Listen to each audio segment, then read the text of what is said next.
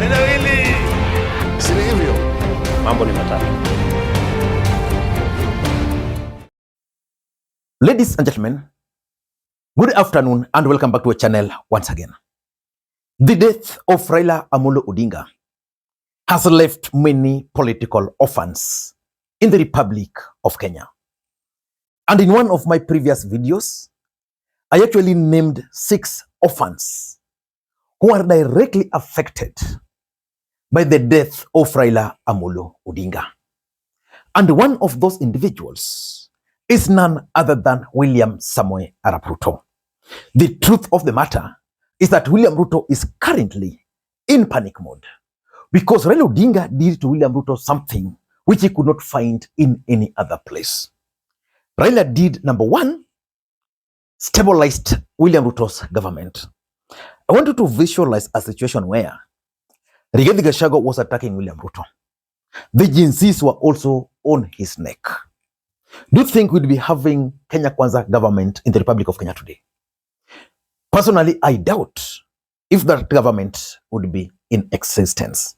As a matter of fact, it is Raila Odinga who saved William Ruto from the jaws of the Gen Zs. The truth is the Gen Zs were actually willing to fight and hand over power to one man, Raila Odinga. Number two, Raila Odinga also brought to William Ruto something which he could not get any other place. The ODM support base. You saw them when they came out when Baba died. William Ruto did not need to do anything to win the support of Raila Odinga's support base. He just needed to manage Raila Odinga. Then Raila Odinga would then manage his support base. And now with the demise of Raila Odinga, William Ruto is in serious political panic because we all know that the mountain which voted for William Ruto to the last man in the last election have dumped him. And William Ruto's only hope lies in the support he was going to get from Raila Odinga, which in my view was about the ODM support base. And after that death, political realignments are definitely going to take shape. And one thing we should be expecting after the mourning period is William Ruto's cabinet reshuffle. And the story was there even before Raila Odinga passed on. And the Standard newspaper carried some story here. Let me just read for you 2 paragraphs because in this video, I want to reveal to you guys why William Ruto will have to be forced to reshuffle his cabinet. It says President Ruto is plotting to gain full control of former ODM leaders' voting bloc at all costs, including reconstituting the government to align with the current political realities in the coming weeks. He is leaving nothing to chance, including sidelining all so-called renegades in the ODM party who may hinder his efforts of coalition building ahead of 2027 presidential elections. So the truth is, William Ruto is definitely going to reshuffle his cabinet. Who is likely to be in that cabinet? I want to name for you 3 people likely to be in that cabinet.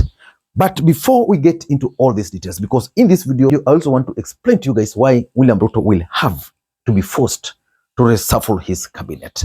Before you do that, in case you're watching this channel for the first time, please take a second or 2, click the subscribe button so that next time we produce a video like this, YouTube will automatically notify you. And to the subscribers, I want to continue thanking you guys for your continued support. Because without that support, this channel cannot be where it is. Ladies and gentlemen, before I give you the reasons why Ruto will be forced to reshuffle his cabinet, let us talk about the people who are likely to be in this cabinet. The first person likely to be in this cabinet is none other than Winnie Odinga. During the burial, not really the burial, when Raila Odinga's body landed into the country, and at Kasarani, Winnie Odinga spoke, and this was her message. Standing with us, you should also know, in case you are wondering, I'm ready to come back home. If you are wondering. To all the leaders we visited around the world, I will return personally to thank you. Thank you, Kenya. God bless you all. God bless the Republic. God bless Baba's legacy. Long the king is dead. And clearly, there is a general consensus that Winnie Odinga is actually ripe to succeed the father, politically speaking. In Luo, they say, Engijowi akuna your leadership qualities from the father. So to keep that going and to appease the ODM support base, Ruto might decide to bring Winnie Odinga, considering the fact that she was too close to the father. And therefore, having her in the cabinet would be interpreted by ODM supporters or Raila Odinga supporters to mean that at least finally they can see another Raila Odinga in the picture. So that's the first possibility. The second possibility is Ida Odinga. I know you might joke about this, but Ida Odinga has seen it all. As we speak, since the passing on of Baba, so many leaders, including Gladys Wanga, Rosa Buyu, even Sakaja, are probably still in Bondo because of the respect they have for Raila and Ida. It is said that Ida Odinga was so powerful around Raila Odinga, and to extend that power, if she were to be rewarded by a cabinet slot, then she can at least help in managing the affairs of ODM party with an office. Whether she can accept is something I don't know, but there's that possibility. Number 3 is Babu Owino. I know you are laughing. Let me explain to you why you should not be laughing. Before Raila Odinga passed on, there were stories that William Ruto wanted to bring on board the ODM rebels. The ODM rebels we know in ODM party are two: Sifuna and Babu. And we all know how Babu Owino was received both in Nairobi and in Siaya, Bondo, in the presence of William Ruto. And William Ruto is a shrewd politician. He's able to read the moods.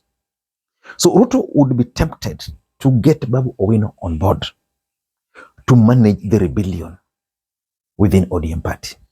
Because if Babu Owino were to agree to accept a cabinet appointment, his noise will reduce. And once he will eat that Bible, he will definitely start swearing his allegiance to William Ruto. I don't know whether he can accept, but that's something which is there. The last guy likely to be in this cabinet is Edwin Sifuna. Why Edwin Sifuna? This way, Edwin Sifuna is the SG of the party. Having Edwin Sifuna in the cabinet, if he were to accept, he can decline, but again, in politics, don't rule out. If William Ruto were to succeed in convincing Sifuna to his side, he will have managed to sort out the ODM rebellion and also the lawyer politics. But I don't want to speculate. Let us wait and see, because at the end of the day, even Gideon Moi will join the cabinet. Though I'm told Gideon Moi has declined, but he will be seconding his guy. But why would William Ruto be so keen on reshuffling his cabinet? Number 1 is the political realignments, the political reality. The political reality right now is that Raila Odinga is no more. That ODM party can no longer be the same again without Raila Odinga. So the political reality William Ruto is dealing with is that Mount Kenya is gone. There is no Raila Odinga. If ODM is left the way they are, it will disintegrate. So he's going to use this cabinet reshuffle to address some of these issues. For example, if you were to pick Babu, if you were to pick Winnie, a lot of things are there. So the political reality is that Raila is no longer there, so Ruto is dealing with it. Number 2, William Ruto is going to use William Ruto is going to use the cabinet reshuffle to consolidate Raila Odinga's support base. And at the center of this is Babu Owino and Sifuna. William Ruto might decide to have them If they refuse, William Ruto will pick someone else. And those people will be empowered to overshadow these guys.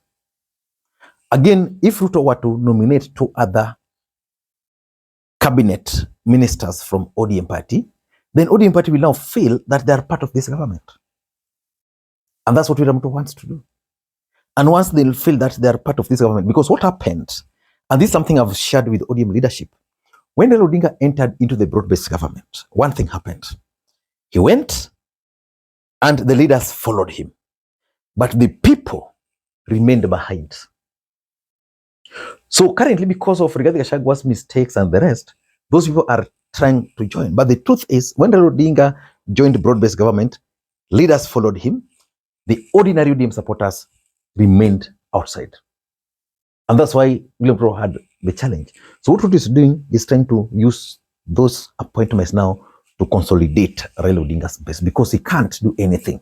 William Ruto cannot do anything without Raila Odinga. And number 3, it's something which probably I've explained for those who pay very close attention, is that Ruto might want to deal with ODM rebels once and for all. I want to make you a cabinet minister.